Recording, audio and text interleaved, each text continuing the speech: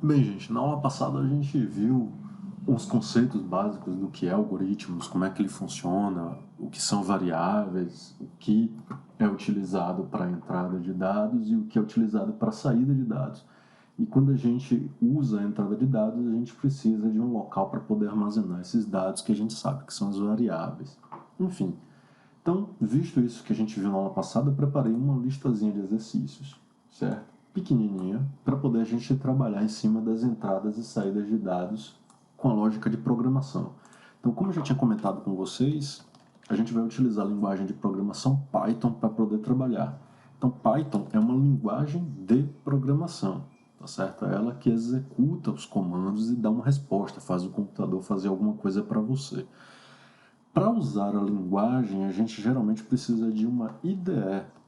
Essa IDE é a interface com a qual você, pessoa, programador, se comunica com a linguagem. Então, o que é que eu vou fazer? Eu vou mostrar para vocês como instalar a IDE que a gente vai utilizar, que é a Atom, e como instalar o Python, que é a linguagem que a gente vai utilizar para poder trabalhar os nossos algoritmos, trabalhar e testar os nossos algoritmos, tá certo?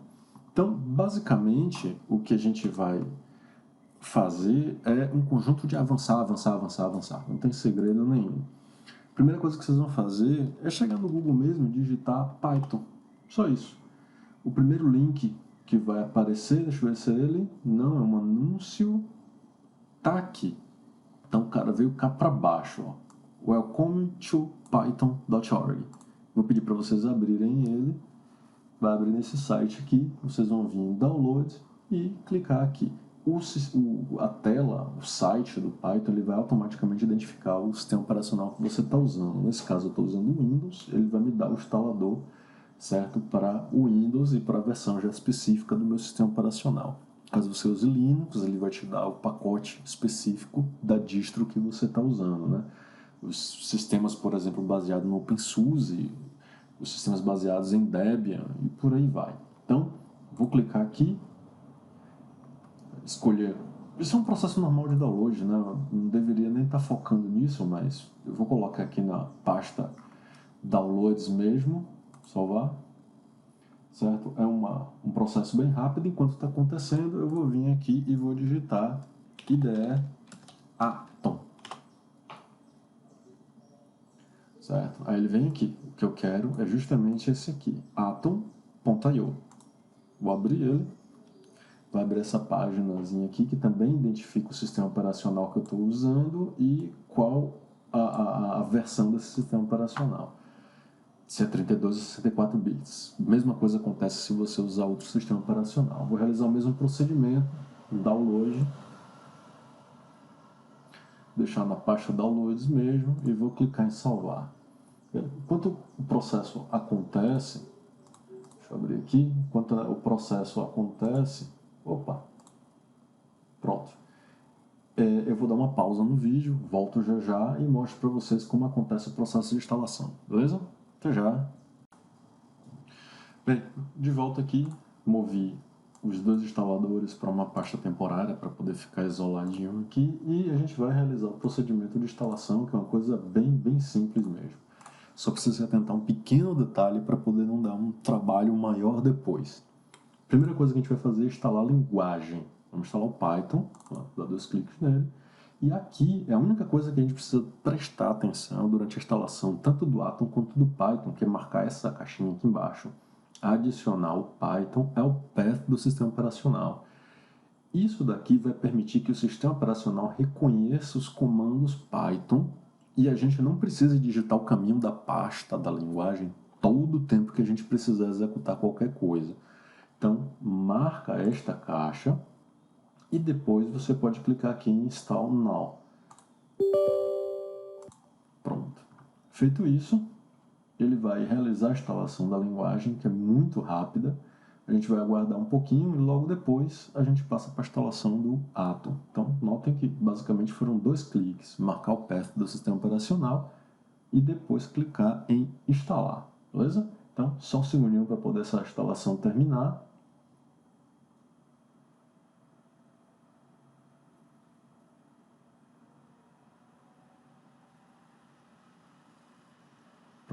terminou, certo? A gente pode fechar e logo depois vir para a instalação do Atom.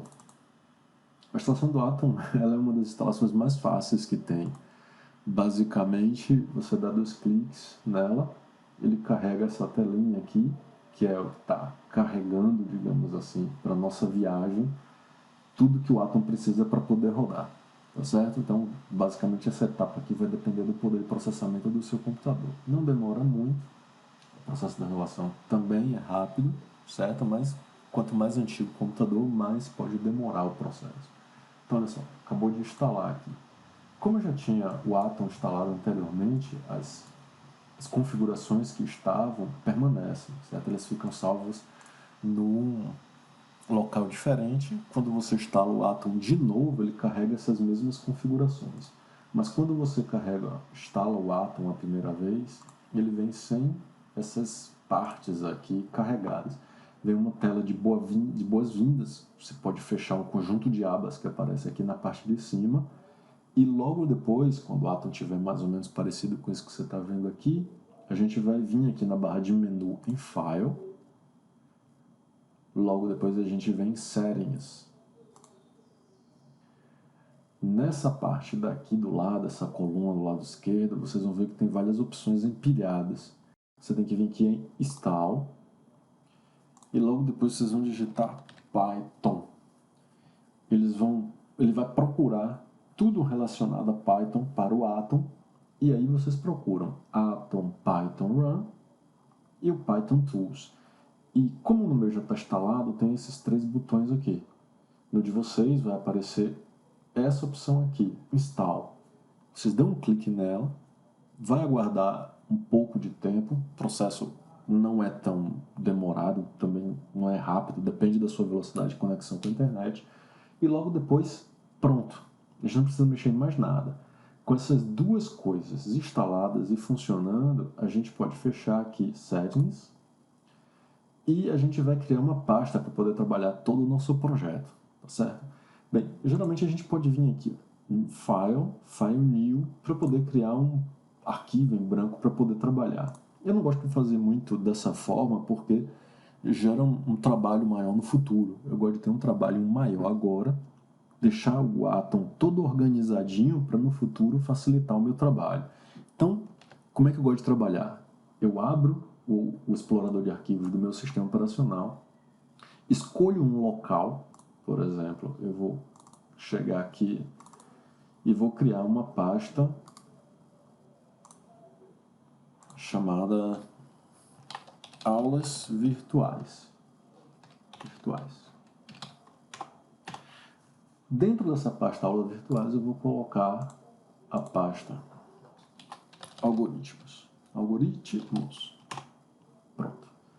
Com essa pasta criada, eu volto cá no Atom, venho em File e clico aqui, Open Folder. E aí eu vou até essa pasta.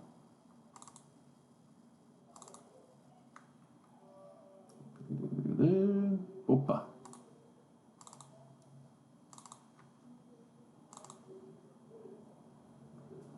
Acho que eu passei direto. Aulas virtuais, algoritmos, e depois clique em selecionar a página. Quando isso acontecer, ele vai abrir um novo projeto com aqui do lado, a gente pode até fechar o de cá, com aqui do lado a pasta algoritmos selecionada aqui. Isso facilita da seguinte maneira: eu não preciso, depois que eu criar o arquivo, ficar toda hora vindo salvar o projeto. Tá vendo esse title que ele criou aqui, ou seja, sem título, a gente pode fechar ele. E a gente vai trabalhar em cima dessa pasta algoritmos aqui. Então, como é que vai funcionar? Bem, eu preciso de um arquivo agora para poder resolver a minha lista de exercícios que a gente vai fazer. E aí, todo arquivo que vai executar Python, ele precisa ser salvo com a extensão .py, tá certo? Por exemplo, esse é o exercício, a questão número 1 do nosso exercício de entradas e saídas. Então, o que é que eu vou fazer? Eu vou, para poder deixar organizado bonitinho, venho aqui com o botão direito, New File, vou repetir, botão direito em cima da pasta algoritmos, New File, e vou colocar aqui ex x01.py. Tá joia? Então, aperto o Enter aqui. O arquivo já é criado automaticamente dentro da nossa pasta algoritmos. Olha ela aqui, vou abrir. Aqui dentro já está ele. E já fica pronto para a gente trabalhar. A gente não precisa mais vir em File, Save, procurar cadê aqui, save, procurar cadê a pasta e salvar. Então, todo arquivo que a gente precisar, a gente agora só vem em arquivo, em botão direito em cima da nossa pasta, New File, e vem aqui. A gente vai usar depois um sistema de organização mais estruturadinho, então a gente vai criar uma pasta aqui para cada conteúdo que a gente vai trabalhando. E aí eu explico para vocês, a gente vai usar New Folder, e todo o gerenciamento pode ser feito por essa área do projeto aqui, o que facilita bastante para a gente. Então, como é que vai funcionar? Todo e qualquer algoritmo que você vai colocar no Python, você pressiona F6 para poder rodar ele. Tá beleza? F6. Isso aqui só funciona porque a gente instalou aqueles plugins aqui em File, Settings e em Install, no qual a gente foi e instalou o Atom Python 1 e o Python Tools. Tá beleza? Então, vamos pegar aqui nossa lista de exercícios, deixar ele carregadinho aqui do lado, um do lado do outro, para poder a gente trabalhar. Vou abrir rapidamente aqui o slide para a gente usar como referência. Então, a primeira questão, programa que mostra a mensagem bom dia na tela. Toda vez que eu quero mostrar algo na tela, eu utilizo o comando print. Como a gente já viu, a estrutura do comando print é print, abre e fecha parênteses. Quando você quer mostrar uma mensagem sua, você escreve entre aspas. Tá joia? Todas as vezes que vocês fizerem fazer um comentário, colocar uma coisa que vai ser ignorada pela linguagem, vocês podem utilizar esse símbolozinho de hashtag, sustenido, fogueirinha, certo? E fazer um comentário. Comentário. Só observação que quando você usa esse símbolo aqui, o comentário só pode ter uma linha, certo? Uma linha. Se você colocar qualquer coisa em outra linha, ele não vai considerar como comentário e a linguagem vai tentar interpretar isso aqui, causando um possível erro no futuro. Então, se você quiser fazer um comentário de mais de uma linha, você usa 3 aspas simples no começo e 3 aspas simples no final do comentário. Então, dessa forma aqui, comentário de múltiplas linhas, tá certo? E aí você pode colocar aqui. Então, recomenda-se que logo ao abrir um programa, você escreva o que ele faz para poder facilitar o seu trabalho no futuro. Então, nesse caso, é um programa que mostra a mensagem de bom dia na tela. Então, eu vou abrir aqui uma linha de comentário. Vou usar de múltiplas linhas, certo? Então, este programa mostra na tela uma mensagem de bom dia. Bom dia. Prontinho. Então, como vai ficar? A gente sabe que print mostra a mensagem na tela. Como a mensagem é minha, eu defini qual é essa mensagem que eu quero que apareça, eu vou lá e escrevo bom dia dentro das aspas. Feito isso, lembrando que F6 é que é utilizado para rodar o programa. Tudo jóia? Aperta F6 aqui. Então, como eu estou com 2 telas, ele roda aqui na tela principal, trazer para cá, tá aqui. Ele exibe aqui na tela, ó, bom dia. Tá certo? E aí ele avisa aqui embaixo, ó, o processo retornou 0. Isso quer dizer que quando encerrou, não houve nenhuma mensagem de volta. Então, nada precisa ser feito. Pressione qualquer tecla para continuar. Você pode apertar uma tecla que ele fecha essa tela, ou pode simplesmente fechar, que dá no mesmo. Tá tudo bem? Então, esse é o nosso primeiro exercício. O slide já estava sendo bem claro aqui, né? Mostrar algo na tela. Print, bom dia. Tudo jóia? Então, feito isso, vamos passar para a questão 2. Programa que armazene o texto bom dia em uma variável e exiba essa variável. Então, vamos usar a questão 2. Vou fechar aqui. Mesmo procedimento, ó, em cima de algoritmos, botão direito, New File. E aí vem, seguindo a mesma lógica, x02.py. Feito isso, esse código já está pronto para ser executado. O que é legal é que se a gente apertar F6, ele executa. Então, o processo retornou 0, sinal de que está ok. Pressione qualquer tecla para continuar. Só que como a gente não fez nada, ele também não faz nada aqui. Tá? Então, vamos lá. Então, programa que armazena o texto bom dia em uma variável. Bem, lembrando, variável tem que ter relação com o conteúdo. Vamos criar um comentário aqui e colocar aqui o seguinte. Vou botar aqui, regras para nomes de variáveis. Tudo bem? Então é o seguinte, uma regra, certo? Que se você desobedecer, não te trará nenhum problema quanto à execução do programa. Ou seja, o programa vai rodar. Que é o seguinte, a variável tem um nome ligado ao conteúdo.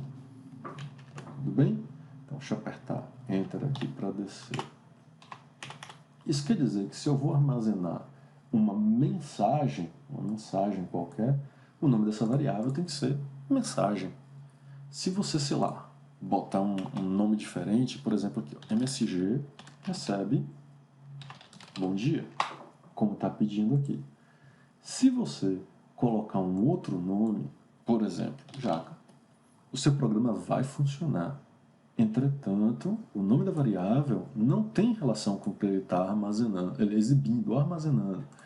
Isso causa um problema, certo? Esse problema é meramente com outras pessoas que forem ler o seu código. Isso porque vai causar uma confusão.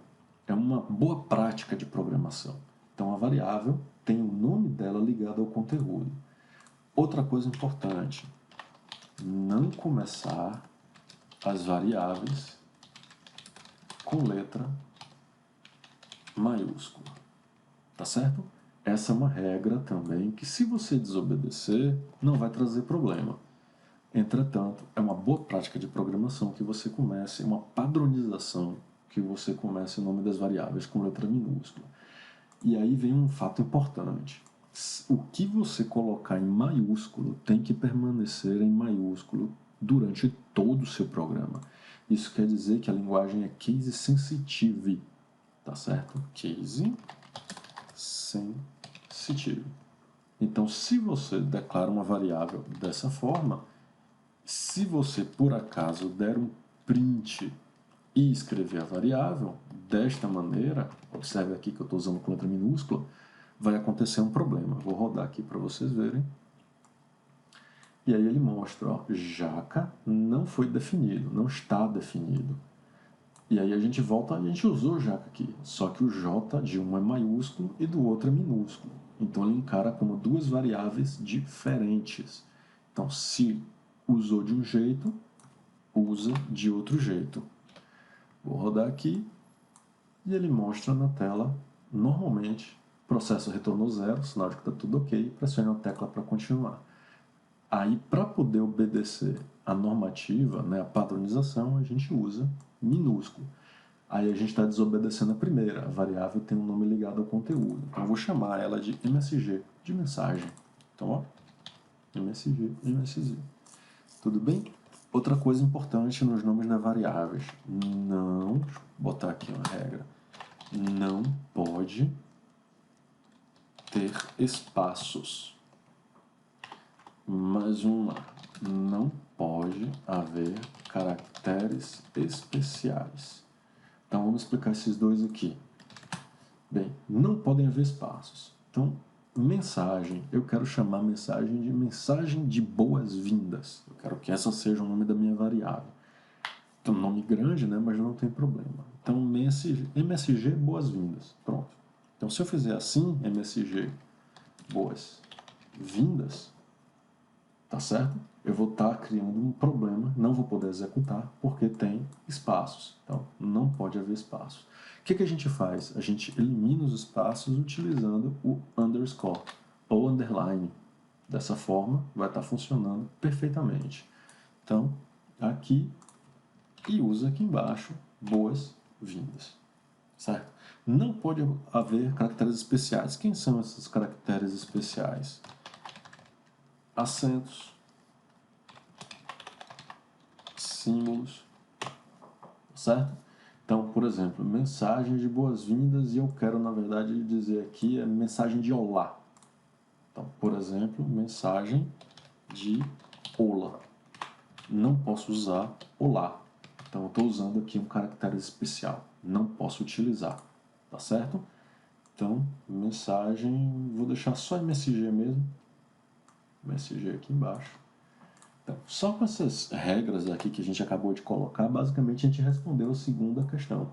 Então, ó, programa que armazene o texto. Opa, de alguma forma apaguei aqui. Bom dia. O texto bom dia, esse texto é meu, logo, aspas duplas, em uma variável, a variável MSG. Então, lembrando lá do slide como é que se lê isso aqui. A variável MSG recebe o valor que a gente quer. Então, MSG recebe bom dia em uma variável e exibe essa variável na tela. Para poder exibir na tela, print. Então, lembrando, por que a gente não usa as aspas duplas para poder usar o print? Porque se a gente colocar desse jeito, o que vai aparecer na tela são as letras M, S, G e não bom dia. Quando a gente retira as aspas duplas, a gente diz que a gente não quer que isso seja escrito, mas sim um valor que está dentro de MSG. Logo, bom dia. A gente já rodou, funcionou, mas vou executar mais uma vez. Está aqui. Bom dia. E a gente respondeu a segunda questão. Tranquilo? Bem, vamos passar para a terceira aqui. Fechar aqui. Direito, em cima da pasta. New File. Então, é x03.py.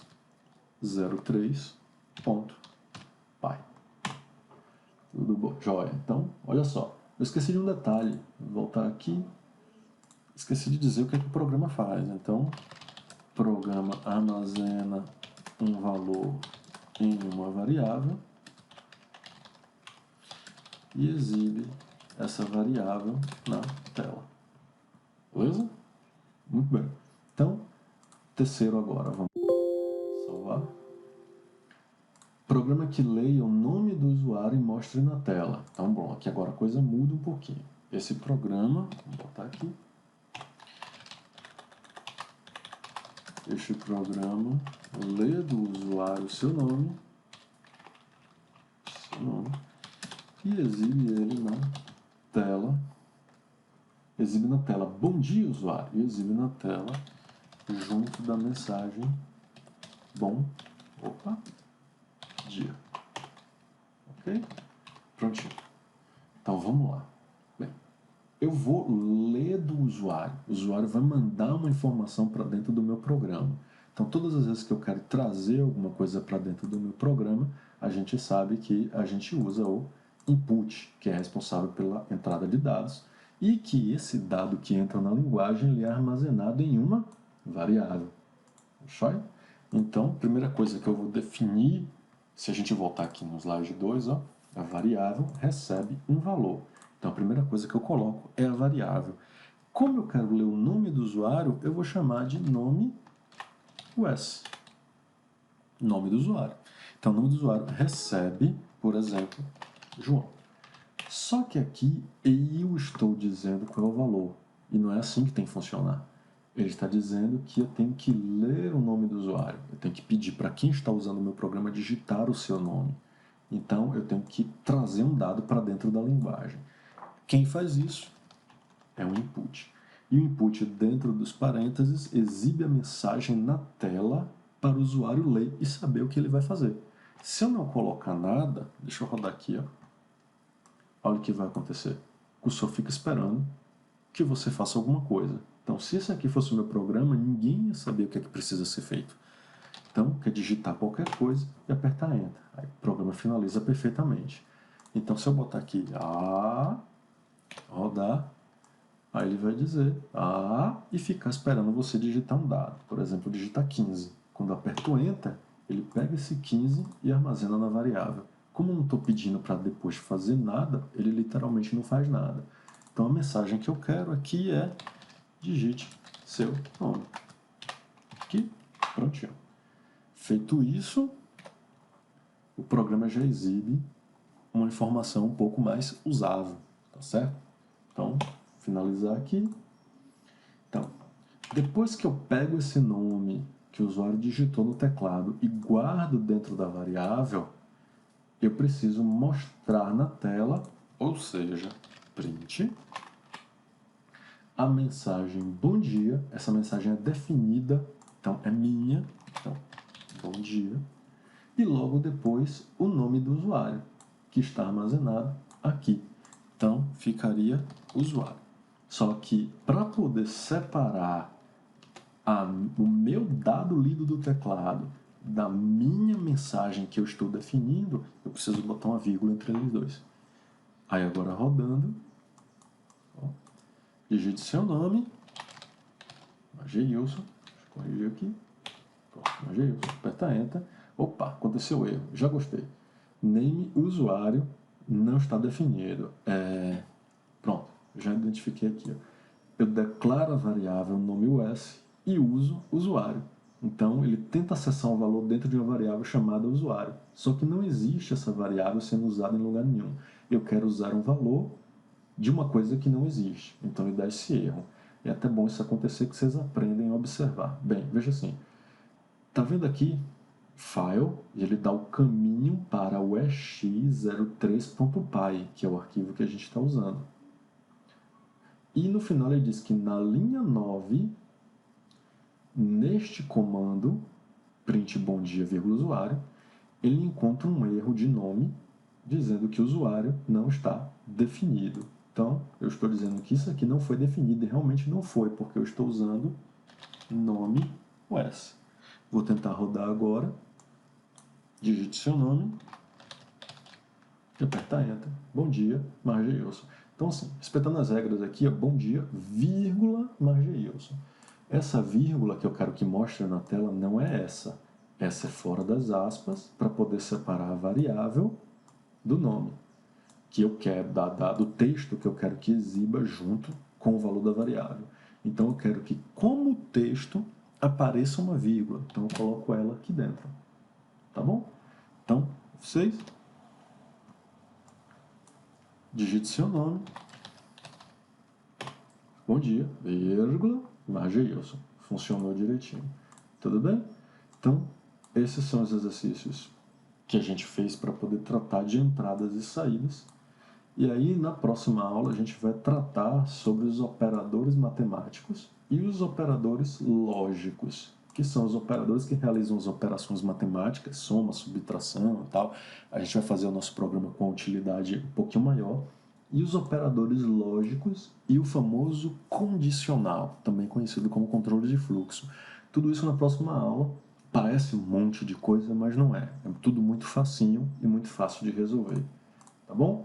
Então, qualquer dúvida vocês podem adicionar aí ou mandar ou falar comigo na sala de aula que a gente trata. Tá joia? Senhores, senhoras, até mais.